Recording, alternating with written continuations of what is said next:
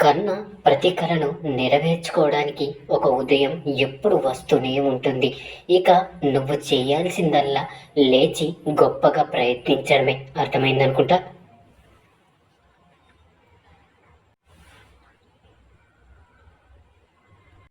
నీ లక్ష్యాన్ని నువ్వు ఎప్పుడు మరవకు. ఎందుకంటే నువ్వు పడుతున్న కష్టానికి సాక్ష్యం అదొక్కటే కదంటారా.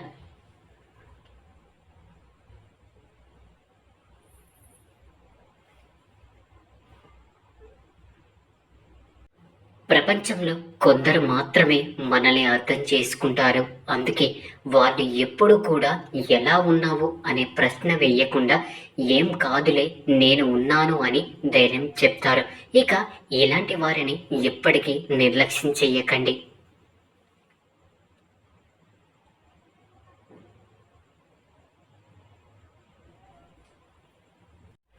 ప్రపంచంలో కొందరు మాత్రమే మనల్ని అర్థం చేసుకుంటారు. అందుకే వాళ్ళు ఎప్పుడు కూడా ఎలా ఉన్నావు అనే ప్రశ్న వేయకుండా ఏం కాదులే నేను ఉన్నాను అని ధైర్యం చెప్తారు. ఇక ఇలాంటి వారిని ఎప్పటికీ నిర్లక్ష్యం చెయ్యకండి.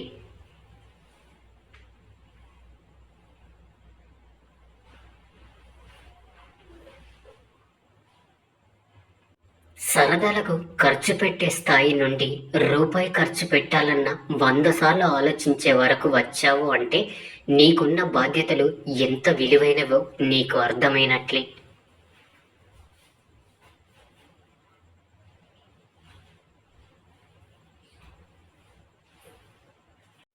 ఈ ప్రపంచంలోకి మనల్ని ఓ ఇద్దరు తీసుకొస్తారు, నలుగురు తీసుకెళ్తారు. ఈ ప్రపంచంలోకి వచ్చే వరకు ఆ ఇద్దరు ఎవరో తెలియదు. ఇక పోయే వరకు ఆ నలుగురు ఎవరో తెలియదు. మన పుట్టుక చావే ఎలా ఉంటుందో మనకు తెలియదు. అలాంటిది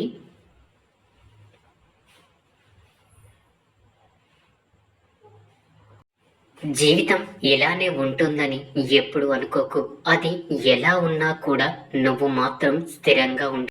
ఇక ఎవరైతే పరిస్థితులు ఎలా ఉన్నా స్థిరంగా నిలబడతారో ఇక వారిని ఏ ప్రమాదం కదిలించలేదు. ధైర్యంగా ఉండండి.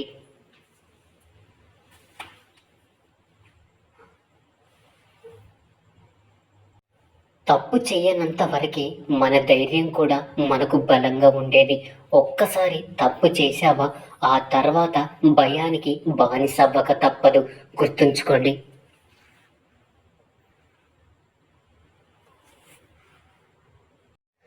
మనుషులు బ్రతకడానికి అలాగే మనుషులకు బ్రతుకును నేర్పడానికి కొన్నిసార్లు ప్రేమకు మళ్ళీ మళ్ళీ జన్మించే గుణం ఉండాలి. అర్థమైందనుకుంటా.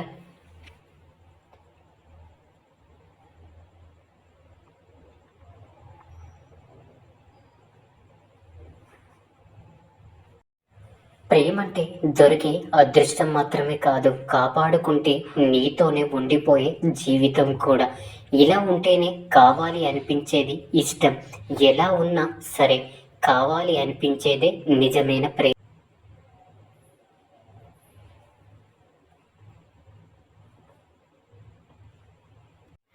కాదంటారా.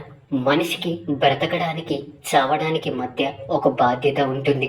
ఆ బాధ్యతకు ఎంత శక్తి ఉంటుంది అంటే చావాలి అనుకున్న వాడిని చావనివ్వకుండా బ్రతికేలా ఒప్పిస్తుంది. ఇక బ్రతకాలి అనుకున్న వాడిని చస్తే బాగుండు అని అనిపించేలా మార్చేస్తుంది. చావు బ్రతుకు మధ్య ఉండే ఈ బాధ్యతే జీవితం. రక్తాన్ని చూసి భయపడిన వాడు యుద్ధాన్ని చెయ్యలేడు. అలాగే కష్టాన్ని చూసి భయపడేవాడు జీవితాన్ని పూర్తిగా అనుభవించలేడు. జీవితం ఇంకా యుద్ధం రెండు ఒకటే. ఇక భయపడితే రెండింట్లో మిగిలేది కేవలం ఓటమే. గుర్తుంచుకోండి. నీ జీవితంలో నుంచి ఎవరైనా వెళ్ళిపోయారు అంటే ఇక దాని అర్థం వాళ్ళని తిరిగి తెచ్చుకోమని కాదు. బయటికి వెళ్ళవలసిన వ్యర్థ పదార్థాలు బయటికి వెళ్ళవలసిందే అని. ఇక ఆ సమయం వచ్చింది అని. అదే నీ జీవితానికి ఆరోగ్యం కూడా. గుర్తుంచుకోండి. కొన్నిసార్లు ఏ పని చెయ్యకుండా ఉండడం తప్పు కాదు, కానీ ఏ పని చెయ్యాలో కూడా తెలియకుండా బ్రతకడం ఖచ్చితంగా తప్పే అవుతుంది కాదంటారా?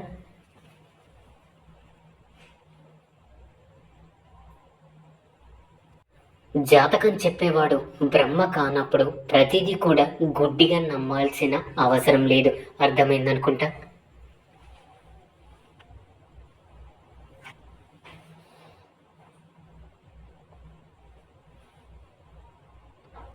బ్రతుకు భారమయ్యేది బరువులు మోస్తున్నప్పుడు కాదు, వాటిని ఎలా మొయ్యాలో తెలియనప్పుడు కాదంటారా?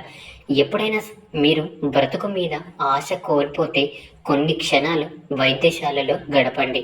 బ్రతకాలన్న ధైర్యం అదే వస్తుంది. ఎలాగైనా బ్రతకొచ్చు అనే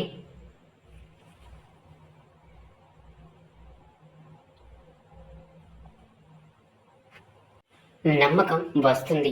ఎందుకంటే ఊపిరి ఆగిపోతున్న వాళ్ళను దగ్గర నుంచి చూస్తే నీ ఊపిరి చెప్తుంది నీ బ్రతుకు ఎంత విలువైందో అని. మన దగ్గర ఉన్న వాటి విలువ అంత తొందరగా ఎప్పుడూ తెలియదు. అది ఆరోగ్యం, కుటుంబం, ఉద్యోగం, జ్ఞానం, సంపద ఏదైనా సరే, కనీసం వాటిని కోల్పోతున్న వారిని వారి యొక్క దుఃఖాన్ని దగ్గర నుంచి చూస్తే కానీ మనకు అర్థం అవ్వదు దేని విలువ ఏమిటి అన్నది, కాదంటారా? నీ ప్రయత్నం అనేది ఎలా ఉండాలి అంటే ఓటమి కూడా గర్వపడుతూ చెప్పాలి నువ్వు గెలుపుకి అర్హుడు అని. అర్థమైందనుకుంటా.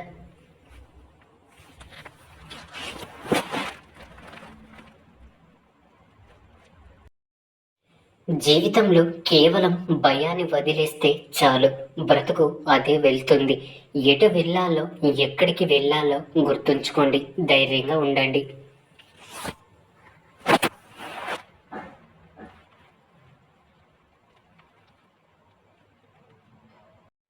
గెలవడంలో ఓడిపోయినా సరే, కానీ ప్రయత్నించడంలో మాత్రం ఎప్పుడు ఓడిపోకు. ఏదైనా సరే నీ వల్ల కాకుంటే వదిలే, కానీ నీ గెలుపు కోసం ఎదురు చూస్తున్న వాళ్ళ ముందుకెళ్ళి నేను ఓడిపోయాను, నా వల్ల కావట్లేదు అని చెప్పే ధైర్యం ఉంటేనే దాన్ని వదిలే. లేదా ఎలాగైనా గెలుపు ఇంకో దారి కూడా లేదు, అవునా?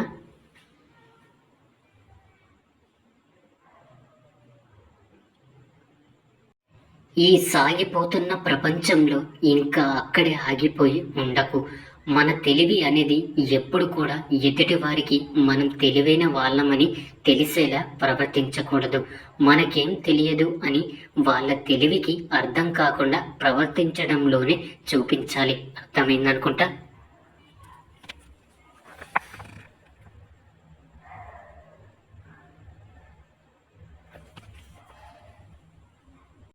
ఇక అందరూ నాతో పాటు ప్రేమతో ధ్యానించండి. రాధాకృష్ణ.